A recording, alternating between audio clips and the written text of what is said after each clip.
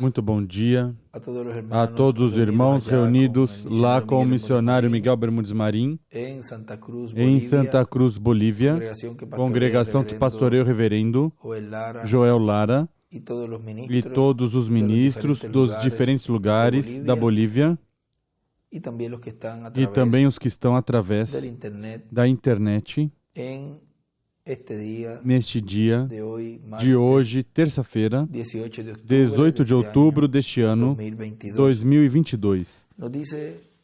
Nos diz nosso irmão William Soto Santiago na mensagem O Livro Selado com 7 Selos, pregado 21 de fevereiro de 2016, aqui em Cayey, Porto Rico, diz: estamos vivendo em um tempo muito importante, no qual estão se cumprindo profecias que correspondem a este tempo final. Outras já se cumpriram em eras passadas e faltam algumas por serem cumpridas. Na visitação de Deus, em sua vinda, os judeus vão dizer: este é quem nós estamos esperando. Diz o reverendo William Branham, mas ele não vem por eles, ele vem pela sua igreja, pela sua noiva. Ou seja, que a vinda do Messias, para o último dia, os judeus a verão na igreja do Senhor Jesus Cristo. É que a primeira vinda de Cristo foi para o leste, para Israel, que está no Oriente Médio e que era o povo que tinha o pacto vigente, o pacto da lei. Os gentios eram idólatras, com muitas religiões pagãs. Depois, quando Pedro e Paulo, e ele faz aí uma pausa, e vamos ler essa citação, onde fala de Pedro e Paulo, os quais trouxeram o Evangelho aos gentios,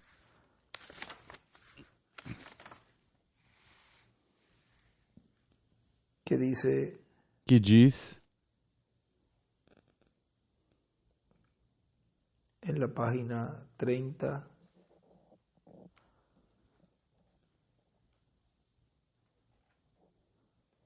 na página 30,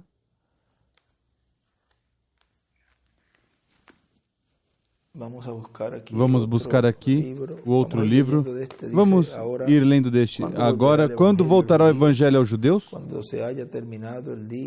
Quando tiver terminado o dia dos gentios, o Evangelho está pronto para voltar aos judeus. Oh, se tão somente pudesse dizer algo que está a ponto de acontecer hoje, neste nosso dia.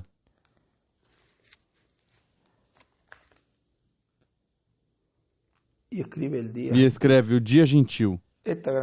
Esta grande coisa que vai acontecer atravessará até Apocalipse 11.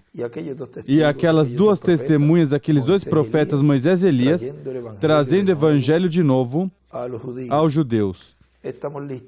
Estamos prontos. Tudo está em ordem. E igual como os judeus trouxeram o Evangelho aos gentios, e o que foi? Sabemos que foi por meio de Pedro e Paulo.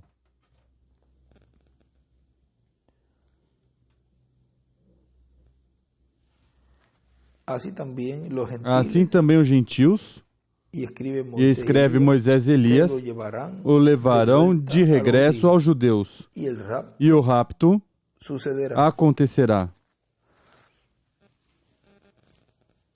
E nos diz no livro dos selos,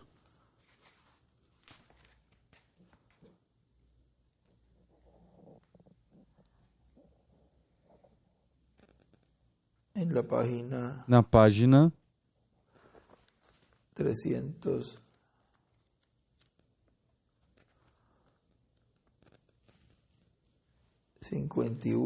351,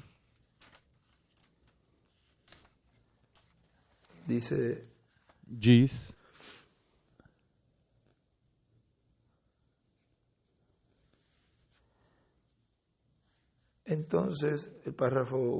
O último parágrafo. Então, estes dois profetas ou mensageiros de Apocalipse capítulo 11 pregarão aos judeus: o reino está à mão, porque o reino dos gentios será estabelecido.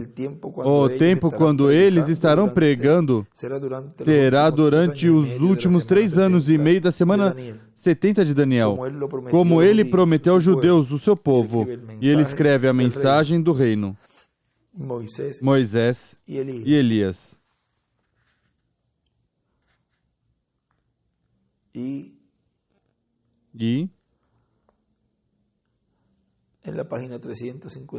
na página 352 diz: depois chegam com outro poder, surge outra era da igreja e outro ministério. E quando vem o anticristo com o seu, então vem Deus com o seu ministério. Anti significa contra, sempre correm paralelos. Quero que notem nisto. No mesmo tempo, quando chegou Caim à terra, também chegou Abel. Quando apareceu Jesus, Judas também apareceu. Quando Cristo saiu da terra, Judas também saiu. No tempo quando foi derramado o Espírito Santo, também se derramou o Espírito do Anticristo. E neste tempo, quando o Espírito Santo está se revelando, nestes últimos dias, o Anticristo também está se manifestando através do sistema político e demais coisas. E acontecerá que, ao tempo quando o Anticristo vier em sua plenitude, Deus também virá em sua plenitude para nos redimir. E escreve com Moisés e Elias. Para nos redimir, e escreve transformar. Sempre correm paralelos. Caim e Abel, o corvo e a pomba na arca, Judas e Jesus. E escreve: Deus virá em sua plenitude em Moisés e Elias para nos redimir, para nos transformar. E vamos ver aqui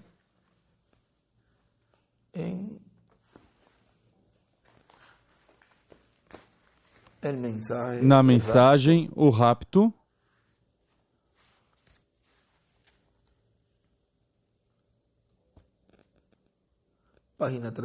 Página 30. Diz: estamos prontos agora mesmo. A única coisa que resta é que a igreja que sairá tem que permanecer na presença do sol para amadurecer. E escreve Apocalipse 10, de 1 a 11, Malaquias 4, 2 e Mateus 17, de 1 ao 6, e desenha uma estrela, e desenha uma pirâmide com raios, e no outro lado faz um desenho da pirâmide com a palavra sol dentro. Dentro de pouco tempo passará a grande ceifeira debulhadora. A palha será queimada, mas o grão será levado ao celeiro. Vocês não estão cegos, são pessoas sensíveis, sensatas.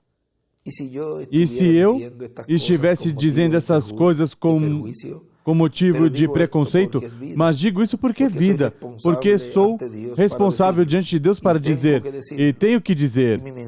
E minha mensagem, sendo todo o tempo, desde muitos anos nas campanhas de cura, etc., tudo era para captar a atenção das pessoas, sabendo que a mensagem iria vir. E aqui temos, e depois a abertura dos 7 selos, os mistérios mostrando todas aquelas coisas que tinham acontecido. Onde é que esse trigo estaria sendo colocado para amadurecer na presença de Deus? No topo, no monte de Sião, que é a igreja do Senhor Jesus Cristo na era da pedra angular. Enquanto está se vivendo ou estava se vivendo na dispensação da graça, aí o sol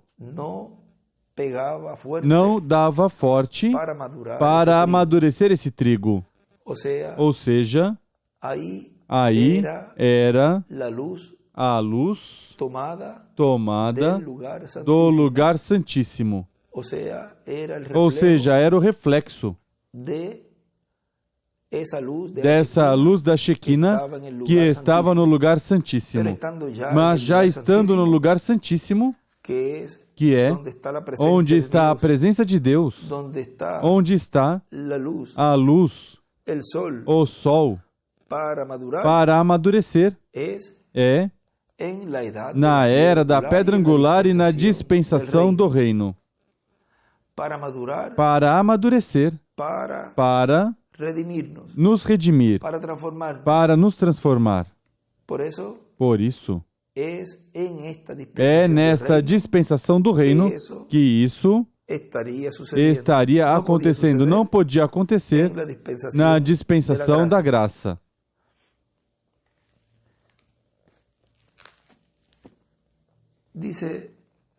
Diz onde paramos.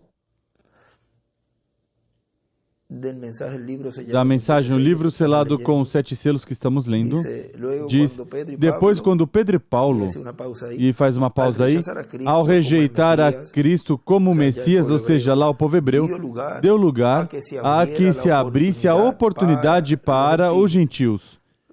Vejam como, notem como se abre a oportunidade para os gentios quando eles rejeitaram o verbo, a palavra, vindo em um jovem carpinteiro de Nazaré. E eles, ao rejeitá-lo, se abriu essa oportunidade para os gentios. E, no meio dos gentios, ocorrerá o mesmo. Estará sendo aberta uma oportunidade para os hebreus. Porque o Senhor vem pela sua igreja, mas o mundo gentil estará rejeitando a segunda vinda do Senhor. E se abrirá aí a oportunidade para os 144 mil hebreus. Ou seja, assim como Pedro e Paulo trouxeram o evangelho aos gentios, os gentios o regressam, o devolvem ao povo hebreu, por meio dos ministérios de Moisés, Elias, e o rapto acontecerá. E o rapto acontecerá. Ou seja, que esse evento é um dos eventos proféticos mais importantes que o povo hebreu estará vendo neste tempo final, para serem selados por esses ministérios, e assim, depois disso, começar a grande tribulação. Esses eventos são muito importantes. Estar com os olhos espirituais, cada filho de Deus bem abertos, porque tudo será de uma forma bem simples. E isso ocorre antes de começar a grande tribulação. Página 359, que sempre tocamos essa escritura quando falamos disso, para ter essa base aqui. Mas Jacó disse, não vou te deixar ir se não me abençoares. Não podes partir. Eu vou ficar contigo. Eu quero que venha uma mudança na minha situação. Esses são os 144 mil, os ganhadores de dinheiro que foram tão desonestos com as finanças, mas quando eles por fim veem a coisa verdadeira e a possibilidade de se agarrar disso, aí estarão Moisés e Elias. Amém. Eles também lutarão com Deus até que os 144 mil das 12 tribos de Israel sejam chamados e tirados para fora. Isso acontece justamente antes de começar a tribulação. E ele escreve antes da grande tribulação. Ele também escreve essa escritura de Apocalipse 10, do 1 ao 7 e Lucas 17, 30.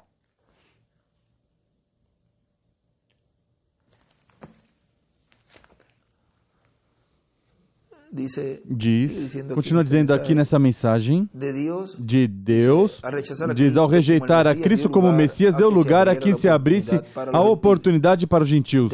De Deus, por meio de Cristo, no meio da sua igreja, em Espírito Santo, chamar dentre os gentios um povo para o seu nome. Deram participação no reino de Deus. Na mensagem, eu acuso esta geração, pregado pelo reverendo William Branham, aqui nos relata algo desse tempo, quando o Messias, o Cristo, que é ungido, esteve lá, no meio do povo hebreu,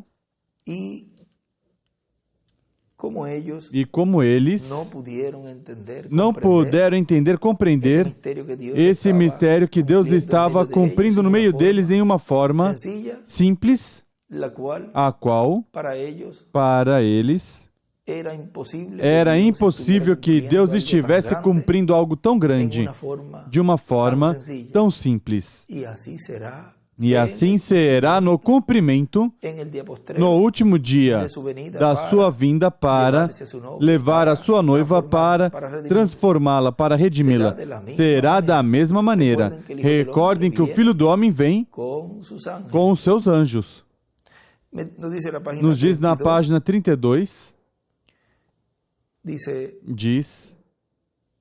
E estes sinais seguirão aqueles quão longe, ou seja, até onde? Esses sinais seguirão toda a nação, todo credo, toda língua, toda raça, todo povo, o próprio Evangelho. E estes sinais seguirão aqueles que crerem. E quando um homem tenta tirar isso da Bíblia, ele crucifica os efeitos do Evangelho para essa congregação. Portanto, eu acuso vocês no nome de Jesus Cristo, vocês são culpados de assassinar o Senhor. A igreja o odiava. Por quê? Ele era seu mesmíssimo Deus. Eles odiaram e negaram que ele fosse seu Messias. Não, Senhor. Eles não queriam um Messias como aquele. Ou seja, não agradava. Não agradava a pessoa que Deus estava cumprindo essa promessa. E hoje, a igreja faz a mesma coisa, nega a palavra, e ele escreve o verbo. Eles não a querem. Ela é contrária ao que eles ensinaram a crer pelos seus credos, e a palavra é o Messias. E ele escreve, negaram seu Messias. E também escreve o Messias é igual à palavra. E também coloca aí os efeitos, vem? Quando ele diz ali que crucificam os efeitos do Evangelho. Ele escreve os efeitos. Vocês creem nisso? Bom, então, o que é o reflexo da palavra? Um reflexo do Messias. E ele escreve, refletir-se o Messias, se refletir o Messias, o qual é o Espírito Santo entre nós. Ele está refletindo a si mesmo. Tenta de onde quer que puder conseguir um cordeiro através do qual ele pode olhar, que não seja queimado com credos e coisas, através do tal ele pode dar luz. Através de todo filho de Deus, escolhido de Deus, de era em era. E para o nosso tempo é assim também. Para ele poder, através do tal, ele possa dar luz. Vocês recordam que eles levantavam e arrumavam suas lâmpadas e suas chaminés, mas isso já era muito tarde. Mas quando um homem desses luteranos, presbiterianos, metodistas, tentando entrar nesses últimos dias para receber o Espírito Santo, pois vocês sabem que eles não recebem. Bom, eles podem falar em línguas e pular para cima e para baixo, mas vigia o que acontece. Eles absolutamente é um sinal que o tempo terminou, estamos no fim. A qualquer momento, a igreja poderá ouvir a batalha de sobe aqui, sobe alto, e desenha uma pedra angular e escreve a batalha, sobe aqui. Amém. Exatamente se colocando em ordem. Onde é que se coloca em ordem a igreja? Na era da pedra angular. O Espírito Santo aqui mostrando Jesus Cristo uma realidade através daqueles em quem Ele pode atuar, provando-se a si mesmo. Desceu, permite fotografar, mostra, faz sinais, fala sobre Ele e tudo o demais, provando exatamente o que Ele disse que faria. E Ele escreve um sinal de que o tempo terminou, fazendo exatamente as coisas que Ele disse que faria. Escrituralmente, não algum credo ou a ideia manufaturada de algum homem, muito sangue, fogo e fumaça e coisas, mas uma evidência escritural messiânica. E desenha aí uma estrela de Davi, um grupo de personificações e impostores e demais, mas isso somente faz que a palavra real brilhe melhor. Isso é correto. Deixem que o povo que é espiritual, deixem que o povo que são espirituais e que podem julgar entre o correto e o falso. Vem? O negaram. Negaram seu Messias. Não o queremos. Eles fazem a mesma coisa hoje. Bom, se eu tenho que descer lá e atuar como esse grupo, não quero.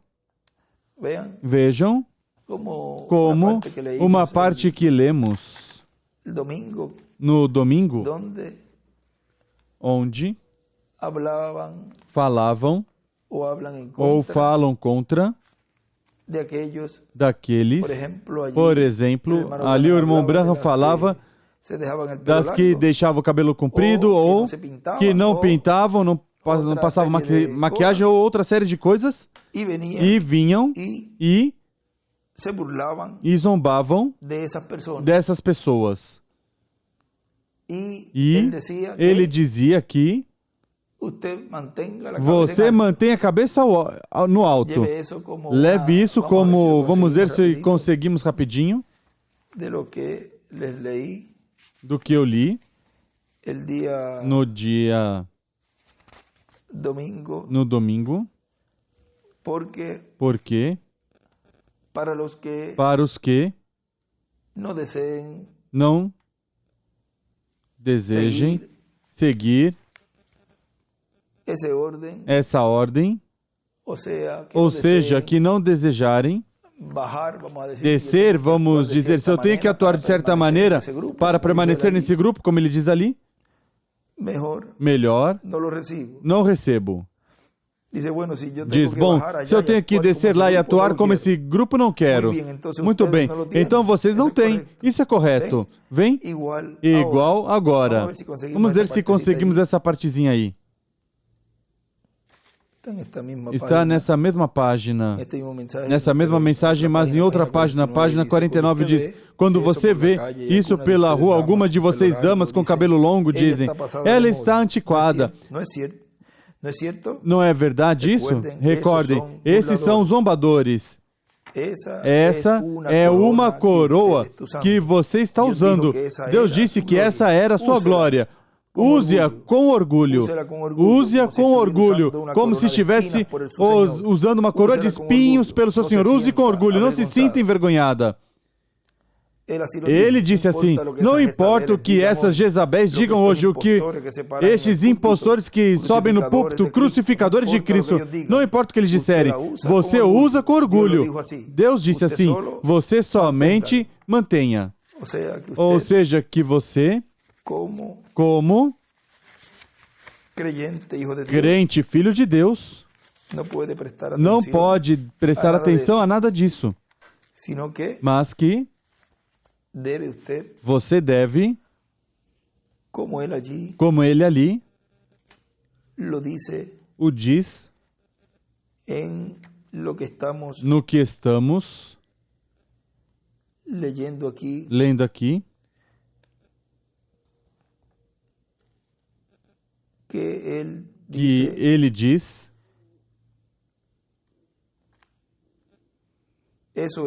isso é correto. Deixem que o povo que é espiritual e quem pode julgar entre o correto e o falso. O negaram seu Messias, não queremos. Eles fazem a mesma coisa hoje. Bom, se eu tenho que descer lá e atuar como esse grupo, não quero. Muito bem, então vocês não têm. Isso é tudo, vem? Igual agora. E ele escreve, negaram seu Messias. Apesar de que ele foi propriamente identificado, eles não quiseram, eles o odiaram. Por que foi assim? Ele chamou seus pastores um grupo de serpentes. Ele disse, montão de paredes brancas, vocês não são mais do que um cemitério. O exterior de vocês está polido com túnicas e colares, e o interior é ossos de homens mortos. Ele não atirou nenhuma indireta, um galileu pequenino, um filho de carpinteiro, mas ele não atirou nenhuma, ele não deu nenhuma indireta. Ele falou claramente, não pensem, disse João, o seu precursor. Ele disse, ele é outro que não deu nenhuma indireta. Ele escreve, não deram indiretas. Ele disse, não venham aqui dizendo, a Abraão temos por pai. Deus pode levantar filhos a Abraão ainda dessas pedras. Sim, Senhor. O machado está colocado à raiz da árvore. Toda árvore que não produz bom fruto é cortada e lançada no fogo. Sim, Senhor. Deus é estrito e é firme e severo com sua palavra. Sim, Senhor. Notem, Jesus provado pela Escritura. Me escutam? Jesus foi identificado por Deus como Messias através das Escrituras. É isso correto? Chegaremos à acusação de Pedro em uns minutos e vocês verão se foi ou não. Ele foi completamente identificado que ele era Deus manifestado em um homem chamado Filho de Deus. Isso é correto. Apesar de que ele estava propriamente identificado e vindicado com a palavra prometida que ele era o Messias, Moisés disse, quando vier este Messias, ele será um profeta. Ele escreve o Messias e desenha uma estrela de Davi. E coloca aí a escritura que ele cita, Deuteronômio 18, 15 a 19. Ele será um profeta, e todas essas coisas acontecerão. A pequena mulher A pequena mulher parada junto ao poço, com toda a sua condição suja e que ela se encontrava, que representou que Deus, nesses últimos dias, tiraria os rejeitados. Recordam o casamento à noite, ou melhor, na outra ocasião, quando preguei a celebração de bodas, quando ele disse, eu fiz uma grande festa e tudo assim, e convidei todos estes homens, e todos tiveram desculpa. Eu não posso fazer porque isso arruinaria nossos credos. Eu não posso vir porque me casei com uma esposa, escreve igreja, e ela não me deixará vir. Eu me casei com uma igreja lá. Minha mãe foi metodista, batista ou católica, e eu simplesmente não posso tolerar isso. Ele disse, e vocês não virão e não provarão minha ceia, meu jantar, mas saiam fora e tragam prostitutas e rameiras e bêbados quanto encontrares. Tragam para dentro e eu os colocarei em ordem. Eu preparei minha ceia e meus convidados, minha mesa está preparada. A ceia, recorde, está preparada, a ceia das bodas do Cordeiro. E haverá alguém ali. Eles não vieram. Estão condenando os judeus. E o que de hoje? E eu pertenço aos presbiterianos. Eu sou luterano, eu sou unitário, eu sou um crente em dois deuses. Eu sou isto, eu não posso. Aí você está. Então você não deve estar aí. Isso é exatamente o que ele disse. Muito bem. O Messias propriamente vindicado, a palavra propriamente vindicada, a palavra prometida. O Deus, quem prometeu a palavra, que isto, o que seria o Messias, aqui ele vem e se levanta exatamente. Ele disse a eles, agora, onde eu falhei? Se vocês não podem crer em mim como homem, creiam nas obras que eu faço, porque elas são as coisas que dizem quem eu sou. Elas são as que dizem que eu sou o Messias. E escrevem, creiam nas obras e desenham uma estrela de Davi. Vocês não querem crer em mim porque pensam que José é lá, ou seja, seu pai, e eu nasci lá naquela pequena cabana, e meu pai adotivo aqui é um carpinteiro. E vocês Quando ele vem a Galileia, vamos no livro dos selos um momentinho ali, que ele, eu tinha lido, não faz muito tempo, diz,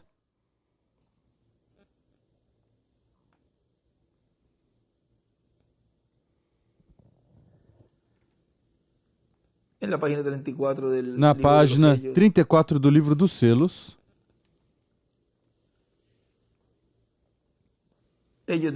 eles diziam, agora quando o Messias vier, certamente chegará ao templo e dirá, Caifás ou qualquer que fosse o pontífice, eu cheguei. Ele virá com uma escolta de 10 milhões de anjos. Deus dirá, bom, vocês aí embaixo, vocês são uma igreja muito poderosa, são meu povo. Vou virar aqui no guidão e deixar descer a escada celestial. Hoje vou mandar o Messias e vou deixar aterrissar aí naquele campo. Todas as pessoas podem se congregar ali, e você, doutor fulano, e você, doutor ciclano, podem tomar os primeiros postos para saudá-lo primeiro. Isso não é muito diferente como pensam hoje. Ou seja, isso é igualzinho como pensam hoje. Sou um pouco radical, mas é que eu quero fazer isso bem claro. Segundo eles, tem que ser assim. E se não vem dessa maneira, pois é, então não podem ver, não pode ser a verdade. É o melhor o anticristo. Escreve o Messias. Veremos uma escolta de 10 milhões de anjos, juntamente com suas bandas, aterrissarão aqui no quintal, no pátio onde Salomão edificou o templo. Tudo isso por aqui é lugar santo onde morreu santos e gente sábia. Jesus disse, se vocês hipócritas, filhos do diabo, vocês enfeitam os sepulcros dos profetas, e vossos próprios pais foram quem os colocaram ali, correto? Quantos homens justos vos enviou e quantos profetas e ainda os matastes? Vê você? O que ele chamou justo, eles chamaram fanático e louco. Eles pensaram que assim viria, mas quando veio em um estábulo nascido de uma virgem, e com apenas um simples carpinteiro como pai alheio que o ia criar, e a virgem não era nem bem conhecida, vê você? Ela não era a filha do pontífice, ou qualquer outro importante. Ele, o melhor, veio por uma daminha que vivia numa parte muito má chamada Nazaré. José era um viúvo singelo, sua esposa tinha morrido e tinha deixado uns filhos. Agora Maria estava comprometida. E assim, ele chegou com o nome obscuro, escuro, até no princípio, porque diziam que nasceu ilegitimamente, ai, ai, ai. E isso deu duro nos seus costumes tão polidos, com tanta educação e ética, não podiam passar isso. Em suas interpretações das Escrituras, não havia nada disso. Mas, no entanto, era assim, diz o Senhor. Como me dá frio somente em pensar nisso. E agora ver a mesma coisa acontecendo de novo. Deus não pode mudar. E ele escreve o mesmo hoje. E passamos, já que tocamos este tema, ou essa parte,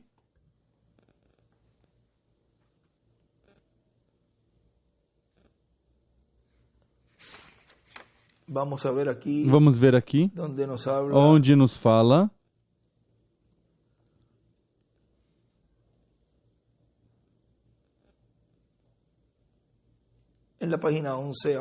na página 11 embaixo, diz,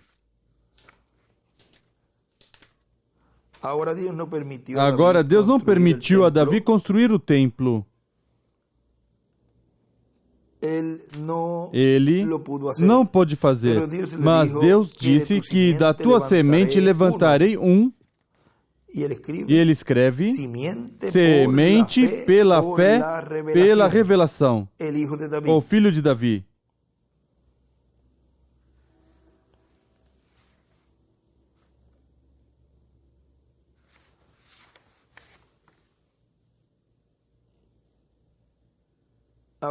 Agora ele não permitiu a Davi construir o templo. Ele não o pôde fazer.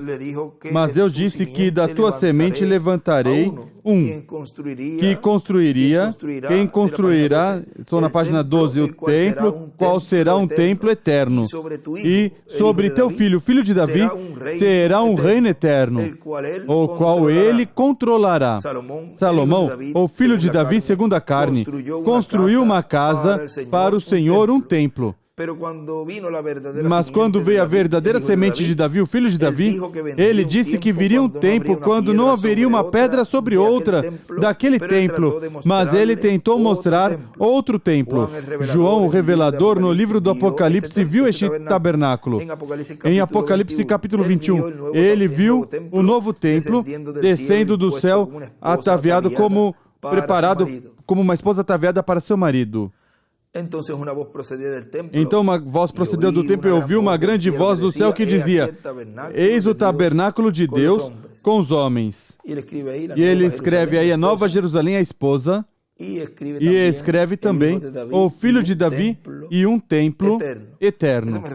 Isso me recorda quando estivemos em Jerusalém, em uma das atividades já tinham acabado, e subimos acima, num dos quartos acima, em cima, era como uma salinha que havia, e ali estava, haviam como dois rabinos, havia um da linha religiosa e outro da linha política, e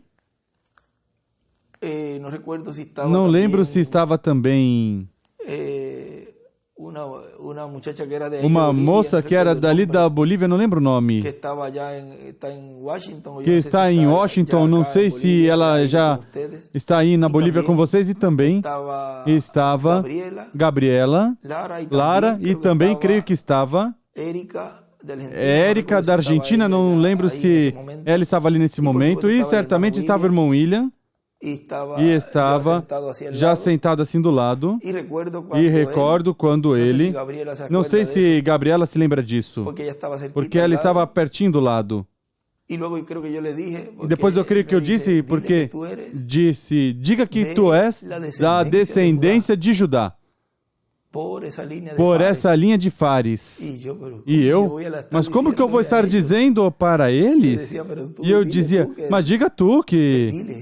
Não, diga você. Como por duas ocasiões me dava de cotovelo e a perna embaixo, me chutava, disse, diga que você vem da linha de Judá. E eu disse, olha, eu venho da linha de Judá. Dessa linhagem de Fares, que quer dizer Pérez, e por essa linhagem do rei Davi e Salomão, e aí estivemos conversando, mas eu na minha mente dizia, por que me diz que para dizer e não recordo o que foi que ele falou, dos rabinos que eles falaram, mas eu sim lembro essa história dessa ocasião, onde ele mandou dizer, ou seja, aí me disse, diga que você é da linha de Judá, descendente de Judá. São coisas que depois a pessoa vai entendendo mais claramente, e mais neste tempo, como Deus vai nos abrindo tudo isso que esteve ocorrendo enquanto o anjo do Senhor Jesus Cristo esteve conosco, e agora, neste tempo, vemos como tudo vai se abrindo, como Deus vai nos abrindo as Escrituras, e como Deus vai cumprindo tudo que Ele prometeu.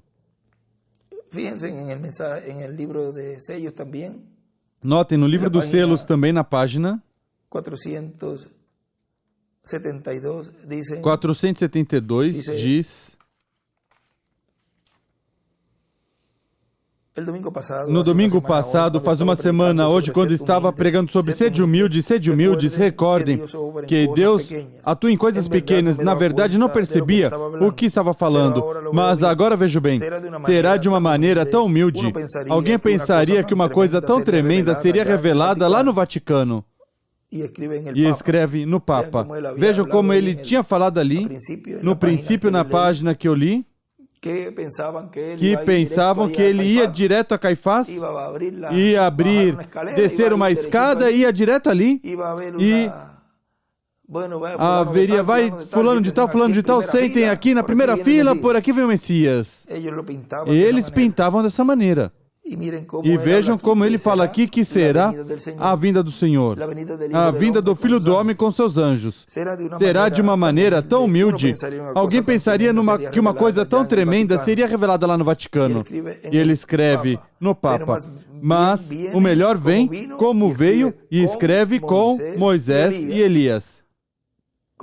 Como veio João Batista, vem como o nascimento do nosso Senhor lá num estábulo. Glória a Deus. A hora está à mão. Aqui estamos. Ó, irmão. Continua aqui na mensagem. Eu acuso essa geração, página 35. Quando ele vem a Galileia, ali eles... E ele foi fazer... Ele disse, quem é este indivíduo? Quem é este? Bom, este homem não é José e todos eles seus irmãos? Não estão seus irmãos conosco? Não se chama sua mãe Maria e seu pai José? Onde encontraram um sujeito como este? De que escola ele vem? Não tem cartão de companheirismo, crachá de companheirismo, ele não tem credenciais. Ele escreve as credenciais. Onde um sujeito como esse saiu? De qualquer forma, onde encontraram isto? Está falando de Jesus. E a Bíblia dizia que ele foi ofendido. E a Bíblia dizia que ele foi ofendido. E aí desenha uma estrela de Davi. Ele disse que não pôde fazer muitas obras poderosas e deu as costas, se afastou deles. Disse, não há profeta sem honra, a não ser entre seu próprio povo. Vem em seu próprio país, vigiem, ou sua própria terra. Aí ele está, o Messias propriamente vindicado. Não tomou crédito algum de si mesmo. Ele disse, eu não posso fazer nada a não ser aquilo que eu vejo o Pai fazer. E ele os desafiou a perguntar se aquele era o Messias. E vejam aquela mulher velha e pequena de má fama. Ela o reconheceu. Ela não estava adoctrinada. O Cordeiro, ela moralmente estava mal. Desde então, que ninguém aprovaria isso. As leis de Deus condenam isso. Ela estava mal moralmente. Mas ela, veja, Deus não julga você pelo que você é. Ele não julga quão grande ou quão pequeno você seja. Ele julga o seu coração, o que você deseja ser. E ela não queria nada daquela vida passada, mas aquela vida passada se mantinha relampejante diante dela. Aquela luz que tinha na frente era o que desejava agora, não importando o que ela foi no passado. Ela agora estava pronta para entrar. Deus julga o coração. O homem julga a aparência externa. Deus olha o coração. Não importa o que ela foi, aquela luz brilhou e isso corrigiu tudo. Ela captou a essência de vida eterna. E ele escreve, Deus julga o coração. E faz uma estrela de Davi e escreve Samaritana. Oh, vaya, quão rico é isto para mim. Ó, vá, quão bom é isso para mim, ver e saber que é a verdade. Eu me colocarei nisto.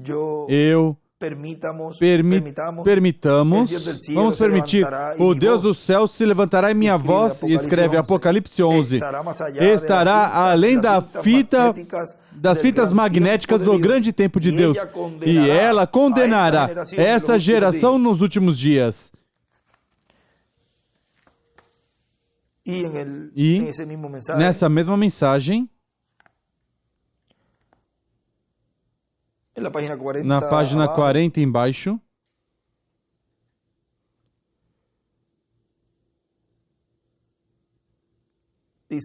diz, Vamos ler o primeiro parágrafo da página 40. Por 15 anos eu vi se mover pela terra e eles ainda se sujeitam aos seus credos. São culpados. Eles tomaram a palavra que a igreja teria trazido. Teriam juntado todas as igrejas numa grande reunião, fazendo uma irmandade entre pentecostais e todo o resto delas. Ao invés de fazer isso, eles a rejeitaram e colocaram em terra, zombaram dela, chamando todo tipo de coisas. E agora, por meio de uma federação de igrejas, através do plano do diabo, tentam vir e dizer: agora viremos comprar algum azeite. Eles são rejeitados hoje, escreve, são rejeitados hoje. E uma estrela de Davi. Eles são culpados de crucificar a Jesus Cristo. Você os recebe nas condições de Deus. As suas condições não funcionam.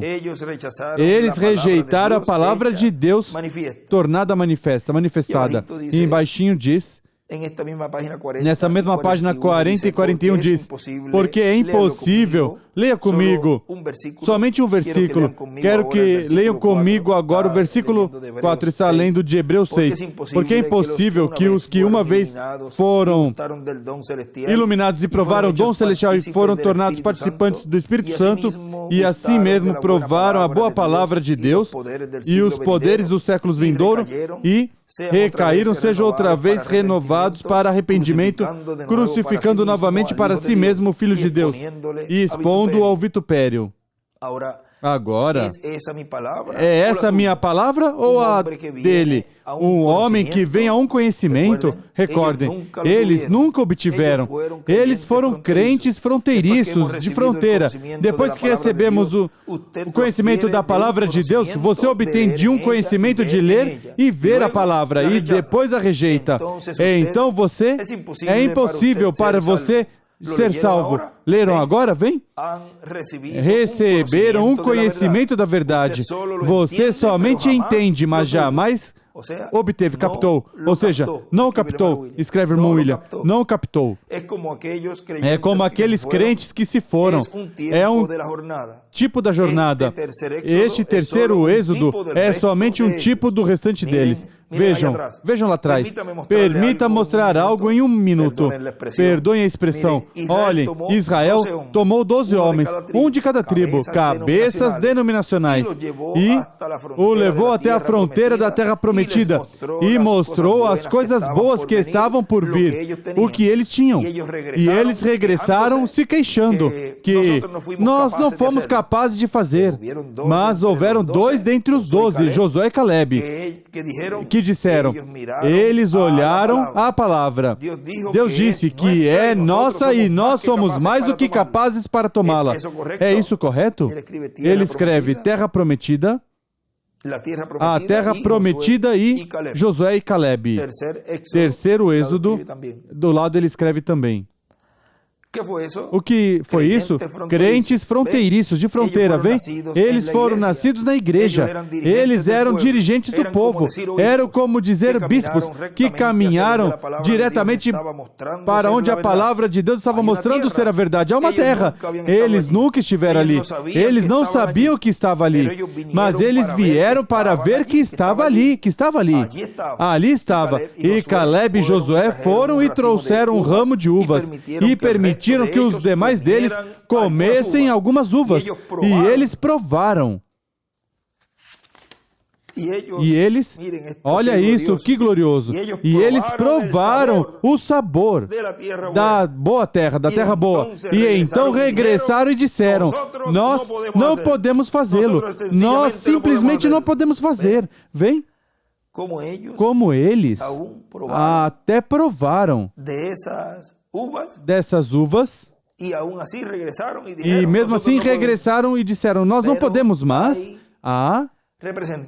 Representados nesse grupo de Caleb e Josué que provaram essa terra prometida, que é a palavra, e disseram, sim podemos obter nossa transformação. A terra prometida nos espera.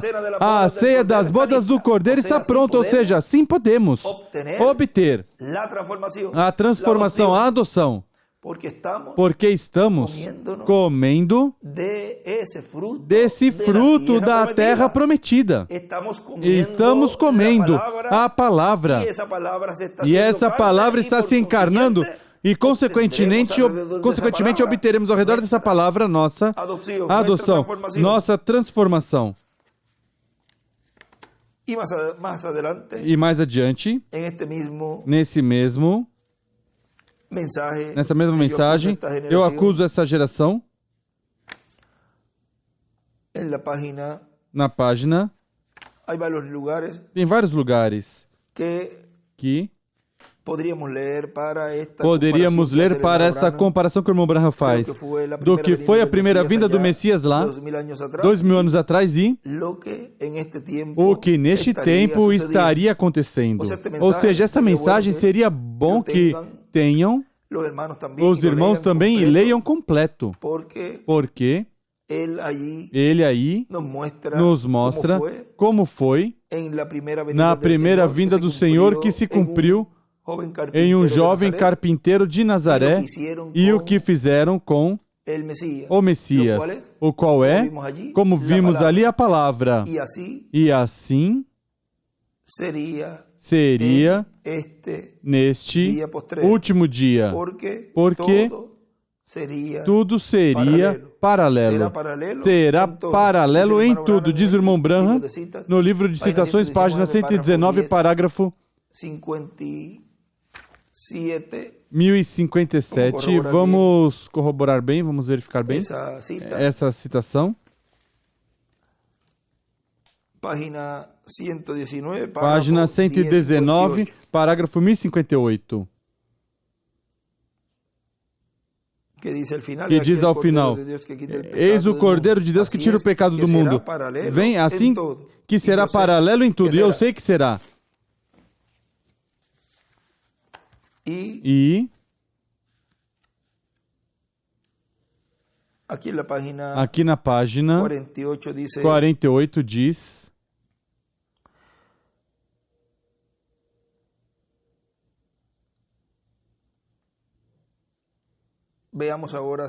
vejamos agora, sim, Senhor. Chama ao arrependimento. E minha acusação agora é esse novo Calvário é a igreja. Os assim chamados lugares mais santos, grandes púlpitos, altar do catolicismo, e chamados seu púlpito os metodistas, os batistas, os presbiterianos, os luteranos, os pentecostais, os lugares mais santos. Aí é onde ele recebe suas piores feridas. Um novo Calvário. Onde se encontra? Nos lugares santos, a igreja. Onde ele é crucificado? Pelos pastores. Onde ele é crucificado? Pelos pastores. Vocês hipócritas, vocês sabem mais do que isso. Não estou aborrecido, mas algo dentro de mim está se revolvendo. Deus foi completamente identificado entre vocês. Onde ele recebeu essa ferida de lança em seu abdômen? Onde ele recebeu suas feridas? No Calvário. Onde ele recebe hoje? No púlpito. De onde veio? De Jerusalém. De onde veio? Ou seja, aqui das denominações das mesmas que proclamavam amá-lo, foram as que o fizeram. Isso faz hoje o seu segundo Calvário. É aquele onde ele recebe suas feridas de lança contra a palavra. Isso é o que o trespassa. Quem ele é? Ele é a palavra. Ele é a palavra. Desde onde ele é trespassado mais duramente? Desde os púlpitos, nos lugares santos, tal e como foi então. E ele escreve: o crucificaram hoje os pastores. E na mensagem, a mensagem do rei, que foi pregada em 5 de junho de 2016 em La Trilha, Venezuela, São Felipe, Venezuela, diz: e para o último dia, assim como falou por meio de diferentes profetas no Antigo Testamento, no meio do povo hebreu, e depois no meio de Jesus Cristo, e depois por meio de Jesus Cristo, e antes de Jesus Cristo falou por João Batista, como precursor da primeira vinda de Cristo, também esteve falando por meio dos seus instrumentos mensageiros, no meio da sua igreja, sob o novo pacto, na dispensação da graça, até chegar ao mensageiro da sétima etapa ou era da igreja gentia, o reverendo William Branham, como precursor da segunda vinda de Cristo. Por isso ele falou tanto da vinda do Filho do Homem com seus anjos, porque no Monte da Transfiguração foi mostrada a segunda vinda de Cristo com seus anjos. Por isso aparece Jesus glorificado, transfigurado, seu rosto se tornou outro. Depois aparece de cada lado de Jesus Moisés e Elias.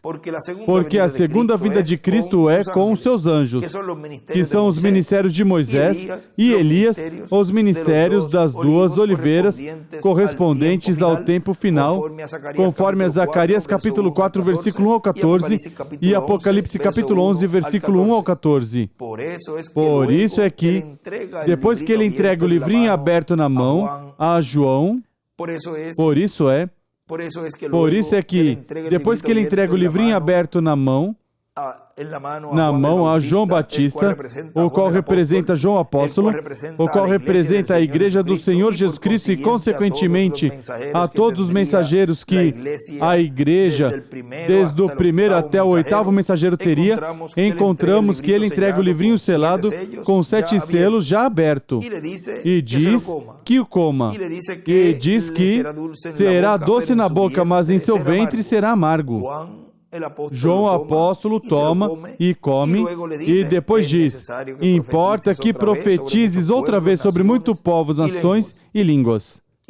E depois, em Apocalipse 11, encontramos que o ministério de profecia para os judeus é o ministério das duas oliveiras, Moisés e Elias, que vem, conforme Apocalipse capítulo 11, profetizando, falando as coisas contidas no livro selado com 7 selos, que foi aberto no céu e trazido à terra por Cristo, o anjo forte que desce do céu, o qual clama como quando um leão ruge, porque vem como leão, vem como rei, e vem para julgar o mundo, porque vem para cumprir o dia ou festa das trombetas de Levítico capítulo 23, versículo 24, e depois cumprir o resto da festa que falta, como a festa da expiação, onde Israel despertará a realidade, seus olhos serão abertos, e então entenderá que houve uma vinda do Messias 2000 anos atrás. Então chorarão, se lamentarão, arrependidos do que fizeram, e Deus terá misericórdia do povo hebreu. Haverá pranto, conforme Zacarias capítulo 12 em diante, pranto no meio de Israel pelo que aconteceu, arrependidos pelo que aconteceu, que rejeitaram o Messias em sua primeira vinda. Mas o Messias sabia para o que tinha vindo, sabia que tinha vindo para morrer, para salvar Israel e salvar sua igreja, os quais estão escritos no céu, no livro da vida do Cordeiro, desde antes da fundação do mundo. Em breve Israel despertará, será despertado pela mensagem do Rei. Assim como os escolhidos da Igreja do Senhor Jesus Cristo no último dia são despertados pela mensagem do Rei neste tempo final, na era da pedra angular, que é a era para Apocalipse capítulo 10 e versículo 11 se cumprir plenamente.